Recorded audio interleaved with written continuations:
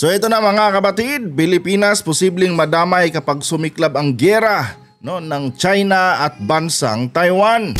Nako po. Ako po ay naniniwala dito mga kababayan dahil unang-una mga kapatid, libo-libo pong mga OFW na mga kababayan natin mga kapatid ang nagtatrabaho diyan ngayon sa bansang Taiwan. Hindi po yan pwedeng pabayaan mga kababayan ng ating gobyerno. Kailangan po talaga nating bigyan sila ng protection. Pangalawa mga kababayan, nandito po sa Pilipinas mga kapatid itong mga tinatawag na military base ng bansang Amerika, na kung saan ito po yung puwersa militar ng bansang Amerika mga kababayan na posibleng magbigay ng responde dito sa kanyang mga kaalyadong bansa tulad sa atin at sa bansang Taiwan kung sakali mang merong mga pananakop mga kapatid na mangyayari tulad nga ng ginagawa ngayon mga kababayan ng bansang China dito sa bansang Taiwan. Pero bago ang lahat mga kababayan, 1-2PH nga pala nagbabalik para sa panibagong update. And ito guys, pakinggan muna natin ang balitang ito at bigyan natin ng ating opinion at reaction. Mas tumindi ang tensyon sa Taiwan matapos silang palibutan ng mga barko at eroplano ng China sa isang military exercise. Aminado naman ng Armed Forces of the Philippines na posible tayong madamay sakaling mauwi ito sa gera. Nasa frontline balitang yan si Reynel Pawit. Hindi bababa sa 10 barkong pagdigma ang dineploy ng China sa palibot ng Taiwan bilang bahagi ng malawakang military drill na sinimulan nila ngayong araw. Bukod sa pagdeploy ng Chinese aircraft carrier na Shandong malapit sa isla, naglabas din ng propaganda video ang China na pinapakitang pag-take off ng mga eroplano. At alam niyo mga kapatid, ito na talaga yung practice ng bansang China na kanilang ginagawa para takutin at i-intimidate mga kababayan. Itong mga maliliit na bansa na kung saan pinagkakainteresan nilang sakupin at pinagkakainteresan nilang agawin yung mga teritoryo tulad sa atin mga kababayan na kung saan ay pinipilit nga pong angkinin ng bansang China mga kapatid yung West Philippine Sea. Ang ginagawa kasi ng China mga kababayan, piniflex nila yung kanilang naglalakihang mga barkong pandigma at mga eroplano nila mga kapatid. Kumbaga, parang sinasabi ng bansang China na ganito kalakas yung aming sandatahang lakas dito sa bansang China. Ngayon, siguraduhin nyo lang na kaya nyo kaming tapatan kung papalagan nyo kami. Pero kung hindi nyo kami kayang tapatan, wag na kayong pumalag. Hayaan nyo na lang na angkinin namin yung inyong mga teritoryo. Hayaan nyo na lang na sakupin namin kayo. Kung hindi nyo naman kayang tapatan yung aming mga sandatahang lakas. Ganon ang ginagawa ng China mga kapatid Diba? Kung maaalala nyo mga kababayan, anong ginawa ng China dito sa ating mga Coast Guard? Yung mga barko natin mga kapatid, yung mga Navy na mga barko natin mga kababayan, tinatapatan ng China ng kanilang mga monster ship. Diba? Para i-emphasize lang, para lang ipakita ng China mga kababayan na yung mga barko nyo, walang-wala yan dito sa mga barko namin. Ngayon, kung patuloy kayong magmamatigas dyan at ayaw nyong ibigay sa amin yung teritoryo nyong yan, yung West Philippines na yan, magkakagulo tayo. Diba? Parang sinasabi ng China na kaya nyo ba kaming banggain? Kaya ba ng mga barko nyo, yung mga barko namin?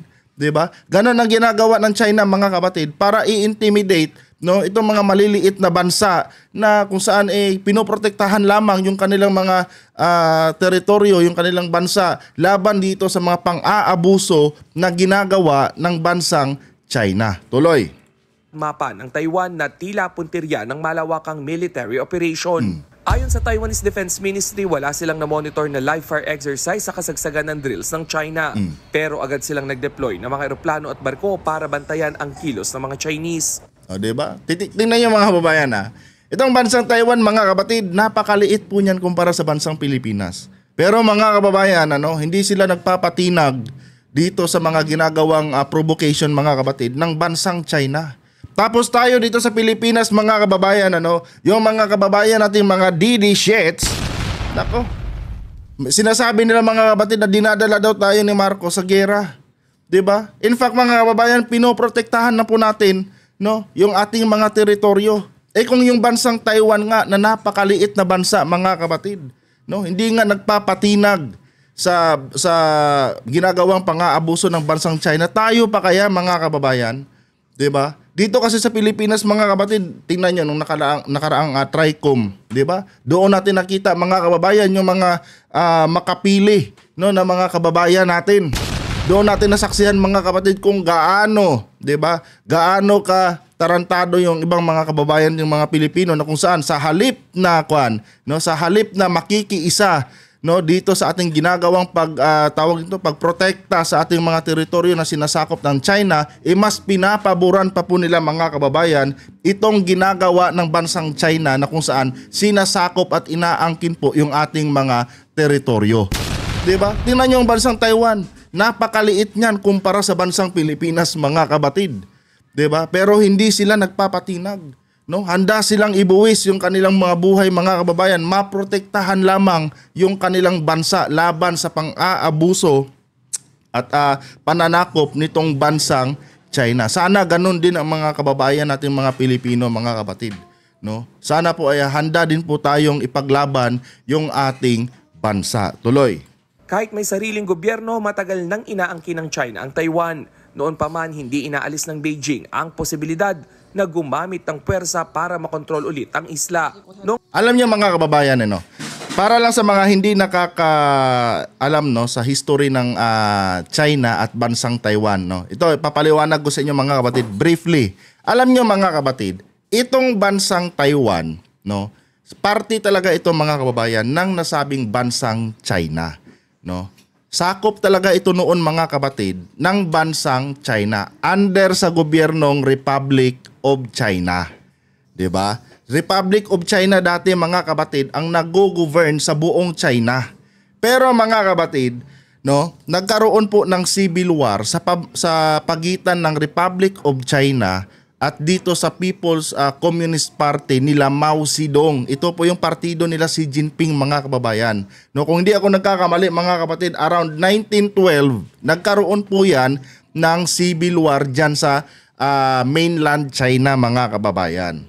And noong 1949, kung hindi ako nagkakamali sa nasabing date, nagtapos po yung civil war. Unfortunately mga kapatid, no, itong gobyernong Republic of China ay natalo po mga kababayan dito sa Communist Party nila Mao Zedong na kung saan ito po yung Communist Party nila Xi Jinping. At simula nun mga kabatid, itong leader ng Republic of China, itong political party mga kabatid na may hawak nitong Republic of China mga kababayan, ay napatalsik po mula sa mainland China at napunta sila mga kabatid dito sa bansang Taiwan. Kaya naging bansa itong bansang Taiwan mga kapatid. Technically mga kababayan, ang bansang Taiwan is called China, no, under sa gobyernong Republic of China. And ito namang mga kababayan, itong mainland China na kinikilala nating bansang China ngayon, ito po ay under sa leadership mga kapatid ng Communist Party nila Mao Zedong, nila Xi Jinping. At tinawag nga ito mga kababayan na People's Republic of China or yung PRC. No, magkaiba po mga kapatid ang People's Republic of China at ang Republic of China. Itong People's Republic of China mga kababayan, hawak po yan ng Communist Party, no, ng bansang China. Samantalang itong Republic of China mga kapatid, ito po yung pinakaunang republika, no, ng China noong naunang mga panahon mga kababayan bago ang Civil War. Ito po yung gobyerno mga kapatid na may hawak noon, no, sa buong China. Kanya nga lang natalo nga sila dito sa mga komunistang grupo, no, dito sa grupo nila Xi Jinping. Kaya ngayon mga kababayan, itong Republic of China, no, govern po niya itong bansang Taiwan. At ito po yung dahilan ngayon mga kapatid kung bakit gustong sakupin ni Xi Jinping ang bansang Taiwan. Kasi gusto niyang maikabit ito uli mga kababayan sa mainland China at maging isang yung tinatawag nilang One China. Diba? Kasi ang China mga kapatid nahati po sa dalawa yan, sa komunista at sa itong Republic of China. No? Technically, itong bansang Taiwan mga kababayan is called China pa rin, no? Under sa Republic of China. No, kaya itong si Xi Jinping gusto talaga niyang durugin mga kapatid, no, itong partido na may hawak ng Republic of China para makuha niya uli ang bansang Taiwan. Tuloy. Noong nakaraang buwan, tinawag na Foreign Hostile Force ni Taiwanese President Lai Ching-te ang China. Bumuelta naman ang China at tinawag na parasite ang Pangulo ng Taiwan. Ilang kilometro lang distansya ng Taiwan sa Pilipinas. Yun. Kung biglang sakupin ng China ang Taiwan, aminado ang Armed Forces of the Philippines na hindi may iwasang madamay ang Pilipinas sa gyera. Tama yun. Lalo na at may mahigit 250,000 OFW ngayon ang nasa Taiwan. Biruin yung mga kababayan, buti na lang ang ating presidente ngayon, mga kapatid, ay hindi po maka-pro-China. Isipin nyo na lang, mga kababayan, kung sakaling sumiklab ang giyera sa pagitan ng China at Taiwan, mga kapatid, at si Duterte ang nakaupong presidente, nako, panigurado, mga kababayan, kawawa po yung mga kababayan nating Pilipino dyan sa bansang Taiwan. Bakit kamo? Pro-China si Digong, mga kapatid. No? Mahal niya si Xi Jinping. And do you think, mga kababayan, kung mangyayari itong gera na ito sa pagitan ng China at Taiwan, under sa Duterte administration, do you think, mga kababayan, na mas pipiliin ni Digong yung mga OFW natin dyan sa Taiwan na protektahan over Xi Jinping? 'Di ba? Buti na lang, mga kapatid, itong presidente natin ngayon ay hindi po maka-China. Kaya ang prioridad talaga ng ating gobyerno ngayon, mga kababayan, kung sakali man magkaroon ng giyera sa pagitan ng China at bansang Taiwan, mga kapatid, protektahan, bigyan ng protection po yung ating mga OFW. Diba? And isa pa nga dyan, mga kababayan, isa po sa mga dahilan, mga kapatid, na posible tayong madamay sa gera, kasi nga, mga kababayan, yung EDCA sites nga, yung mga base militar ng Amerika, nandito po sa bansang Pilipinas, na kung saan, mga kapatid, ito yung gagamitin ng bansang Amerika para bigyan ng suporta itong bansang itong bansang Taiwan kung sakali mang matuloy itong gera, mga kapatid, na gustong mangyari ng China.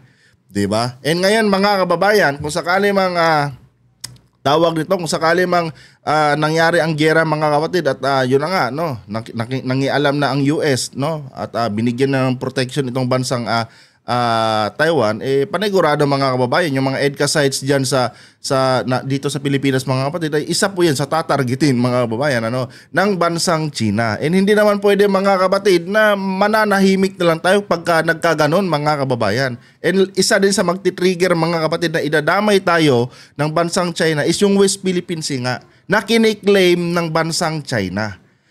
Ganon yan, mga kababayan. Kaya ako naniniwala talaga ako na sa ayon sa gusto natin, mga kapatid, idadamay talaga tayo ng bansang China. Kaya ang bansang China, mga kababayan, gusto niyang alisin ang impluwensya ng Amerika dito sa loob ng ating bansa.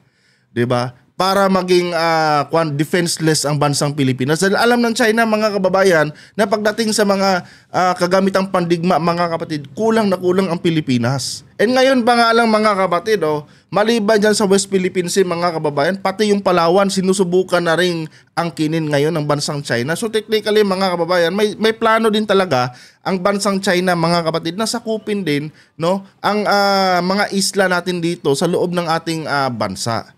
'Di ba? Ganon yan, mga kapatid. And isa din, isa pa sa mga dahilan kung bakit mangingialam ang bansang Amerika sa giyera ng Taiwan at China, mga kababayan, is dahil po sa isang kumpanya dyan sa Taiwan, mga kapatid, na kiniklaim nga po ni Donald Trump na ninakaw di umano ng bansang Taiwan sa bansang Amerika. At yun nga po ang TSMC. Napakalaking kumpanya po niyan, mga kababayan. Napakalaking kumpanya po niyan at bilyon-bilyong dolyares, mga kapatid, ang kinikita niyan. At yan po ay kiniklaim ni Donald Trump. Kaya sa tingin ko, based on my analyzation, mga kababayan, hindi talaga hayaan ni Donald Trump yan, mga kapatid, na masakop ng China itong bansang Taiwan, dahil pati ang TSMC na kiniklaim ng bansang Amerika, mga kapatid, ay mapupunta yan sa China kung sakali mang magtagumpay ang China sa kanyang pananakop dito sa bansang Taiwan. Kaya panigurado, mga kababayan, damay-damay na po talaga ito kung sakali man. Tuloy. Start planning for actions in case there is an invasion of Taiwan. Okay? So extend na natin yung sphere of operations natin. Because if something happens to Taiwan, inevitably we will be involved. Bago muling uminit ang tensyon sa Taiwan Strait, na una nang bumisita sa Pilipinas at Japan si US Defense Secretary Pete Hegseth. Dito binatikos niya ang pagiging agresibo ng China at muling tiniyak ang commitment ng Amerika na suportahan ang Pilipinas.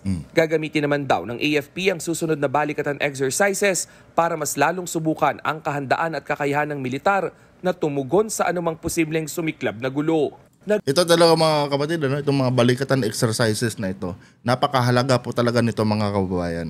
Gaya ng sabi ko sa inyo noon, itong balikatan exercises mga kapatid, dito po maa-upgrade yung kaalaman ng ating mga military pagdating sa mga makabagong makinarya at makabagong mga armas pagdating sa giyera mga kapatid.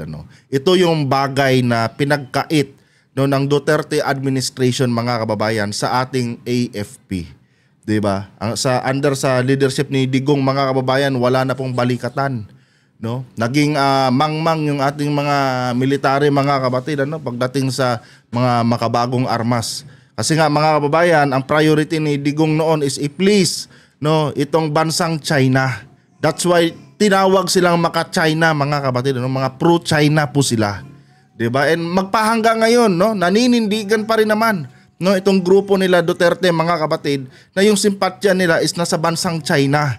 'Di ba? Gusto nila tayong ipakain mga kababayan sa bansang China, kaya kung ano-anong paninira ngayon ang ginagawa nila dito sa mga aksyon na ginagawa ng gobyerno na kesyo, dinadala daw tayo ni Marcos sa giyera, which is yun naman talaga ang dapat talagang ginagawa ng isang presidente, ang palakasin ng iyong sandatahang lakas laban sa mga bansang gustong manakop sa ating bansa, 'di ba? And dito nga sa BBM administration mga kapatid, hindi naman sa pinopromote ko si BBM pero dito sa BBM administration mga kababayan, ibinalik lang naman po ni President Marcos kung ano yung nararapat para sa ating sa ating mga militar. Tulad dito mga balikatan exercises mga kapatid, napakahalaga po talaga nito.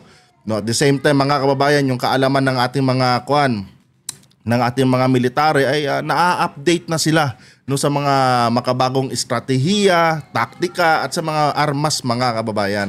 Kaya buti na lang hindi pro-China ang ating presidente. Nagbabalita mula sa Frontline, Rain. So hanggang dito na lang mga kapatid. Kung nagustuhan niyo po ang ating content ngayon, huwag kalimutang mag-subscribe mga kababayan, at pakilike ang ating video para i-share pa ni YouTube sa iba pang hindi pa nakakapanood. And mag-comment na rin kayo dyan mga kapatid ng inyong mga personal na opinion. Hanggang dito na lang. Adios.